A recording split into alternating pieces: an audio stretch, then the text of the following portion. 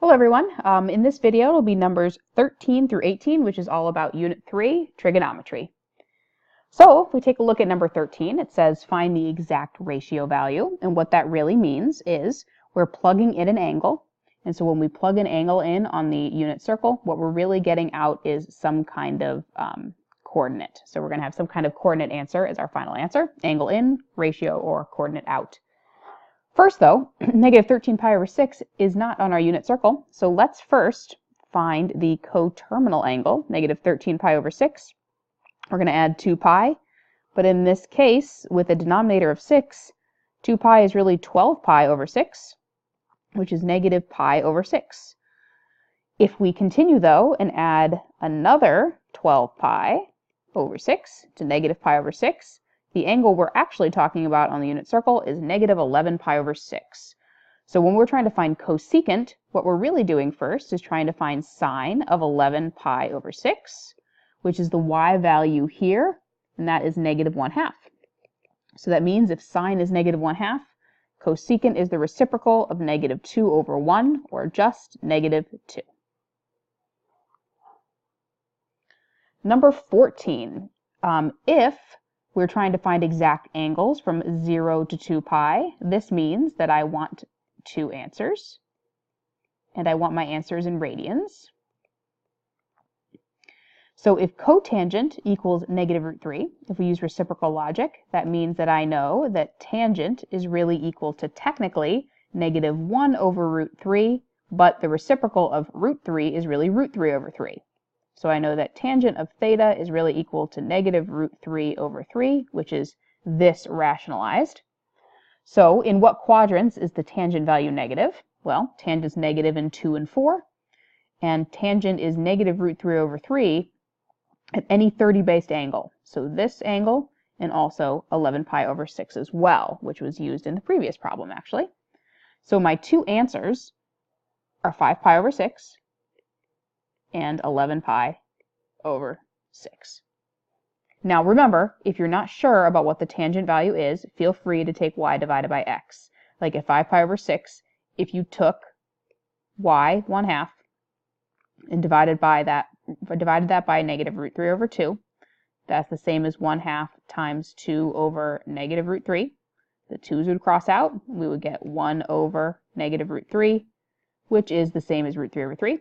So I know that this has to be an angle, and because this is negative and this is negative, this has to be an angle as well. Number 15, find the exact value of each composition. So we start inside out. So let's first find the tangent value at 3 pi over 4. Well, 3 pi over 4 is right here. Tangent in any 45-based angle is going to be some sort of 1. Tangent here is 1. Tangent here is negative 1, positive 1, and negative 1. So that means that I can replace this with negative 1. That is the tangent value at that angle. But now I'm trying to find the arc cosine of negative 1, which really means I'm trying to find an angle because I'm plugging in a ratio or in a coordinate. And I'm trying to find an angle, but in this case, arc cosine is restricted to quadrants 1 and 2. So I need to find an angle in one of these two quadrants where this is true. So is there anywhere in these top two quadrants that my x value is negative 1? Yes, at the angle of pi. So my final answer for part A of number 15 is the angle of pi. I'm going to erase this a little bit because it got a little messy.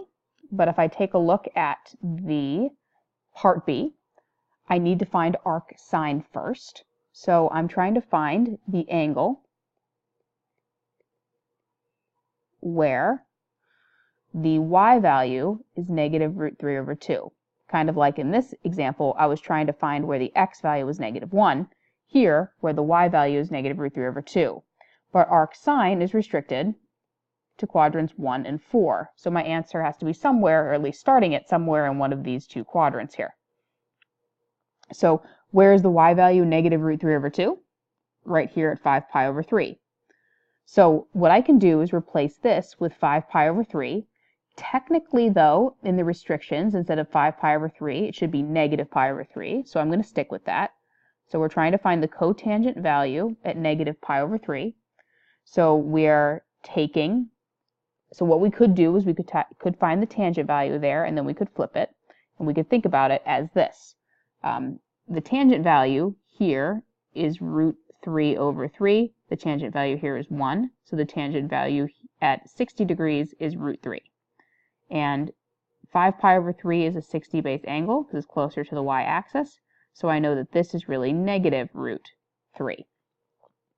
So if we want to find cotangent, what we could do is say, I know that the tangent value at negative pi over 3 is negative root 3, which means that the cotangent value at negative root 3 is the reciprocal of negative root 3, which is really negative root 3 over 3.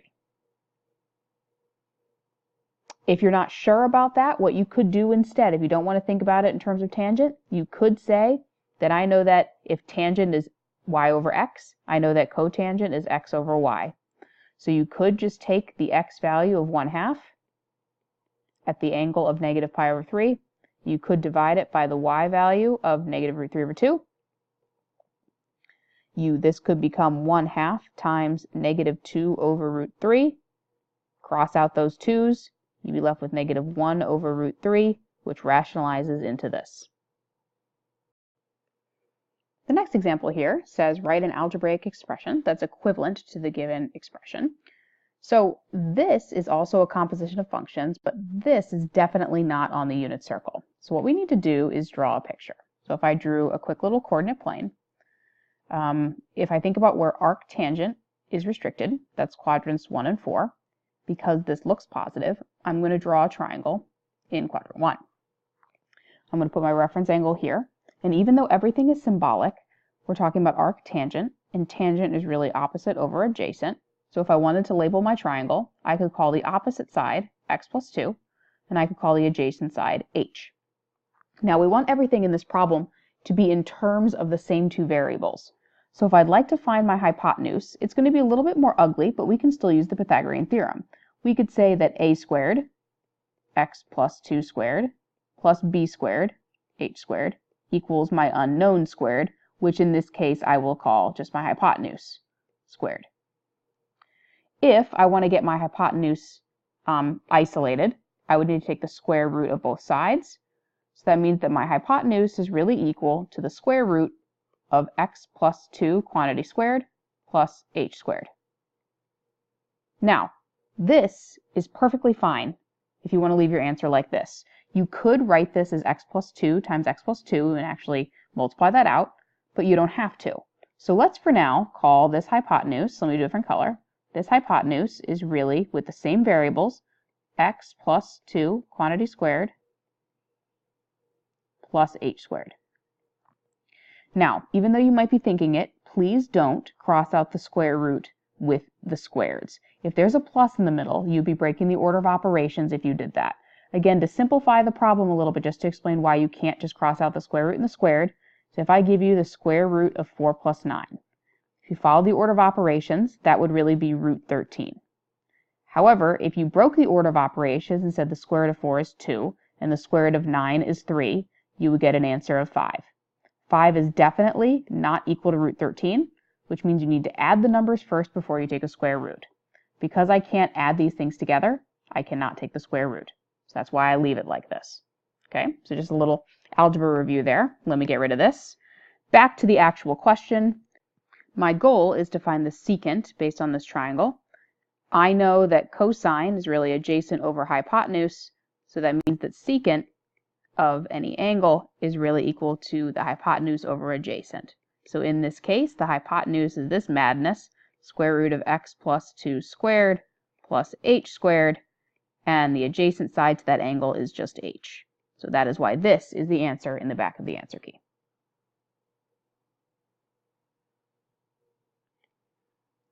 Number 17, a problem that's been on the last couple tests and definitely seeing improvement on it, but we want to keep it going. Given the following, solve for theta for radians on your calculator.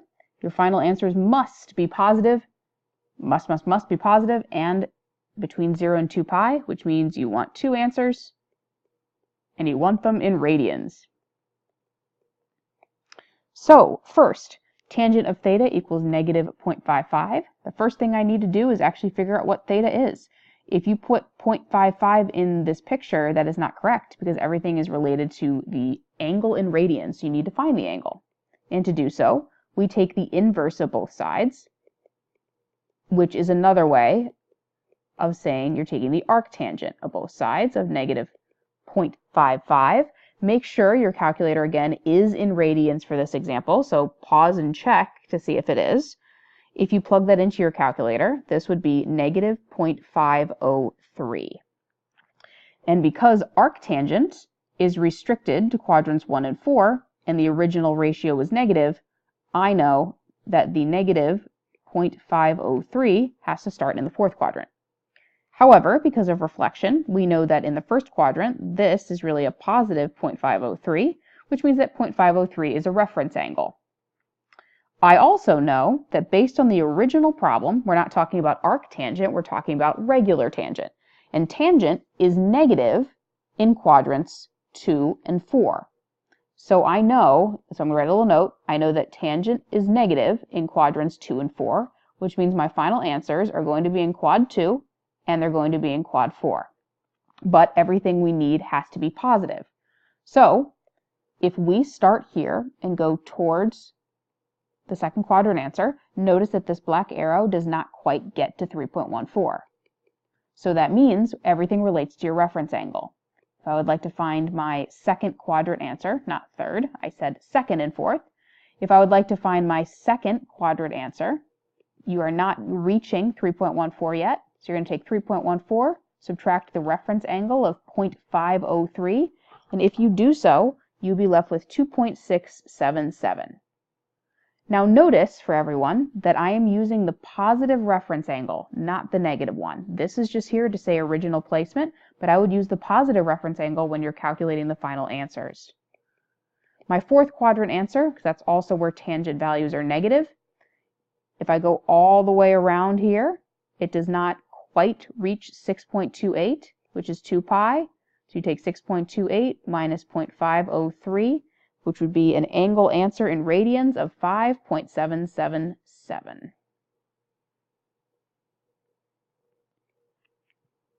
The last example in this video is 18. I guess technically this shouldn't be a part A because there's only one of them.